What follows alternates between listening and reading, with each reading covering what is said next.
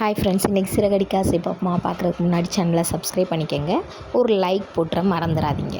வாங்க வீடியோக்குள்ளே போகலாம். என்ன நடக்குது அப்படின்னு பார்த்தீங்கன்னா, சிறகடிக்க ஆசையில் ஸ்கூல் பையனுக்கு ஒரு பையனுக்கு ஆக்சிடெண்ட் ஆயிடுது. அதை கேட்ட முத்து என்ன பிளான் பண்ணுறாருன்னு பார்த்தீங்கன்னா, நம்மள்கிட்ட வெறும் காராக தானே இருக்குது, ஒரு ஸ்கூல் பஸ் ஒன்று ஏற்பாடு பண்ணுவோம், கம்மியான விலைக்கு பிள்ளைகளை கூட்டிகிட்டு போவோம், வருவோம், சேஃப்டியாக செய்வோம் அப்படின்னு சொல்லி நினைக்கிறாங்க.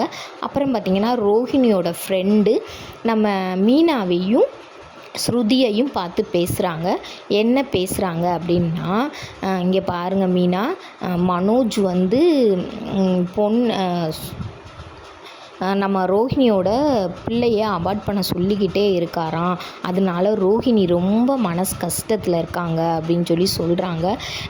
உங்களுக்கு 2 பேர்த்துக்கும் ஏதாவது டவுட் இருக்கா? ரோஹிணி வயிற்றில் வளர்கிறது வந்து மனோஜ் பிள்ளை இல்லை, வேற யாரோடைய பிள்ளைன்னு அப்படின்னு கேட்குறாங்க.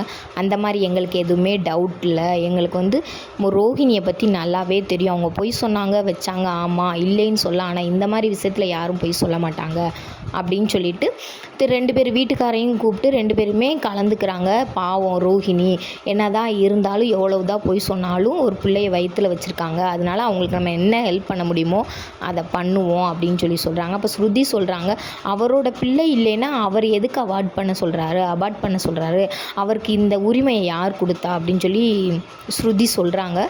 சொன்னதுக்கப்புறம் பார்த்திங்கன்னா, மீனாவும் ஸ்ருதியும் சேர்ந்து போய் ரோஹிணியை பார்த்து பழங்கள் வாங்கிட்டு வந்து, உங்களுக்கு உடம்பு வீக்காக இருக்காமல, நாங்கள் அந்த பழங்கள்லாம் வாங்கிட்டு வந்திருக்கோம், சாப்பிடுங்க அப்படின்னு சொல்லி சொல்கிறாங்க. அப்போ பார்த்திங்கன்னா ரோஹிணி சொல்கிறாங்க, எனக்கு ரொம்ப சந்தோஷமாக இருக்குது.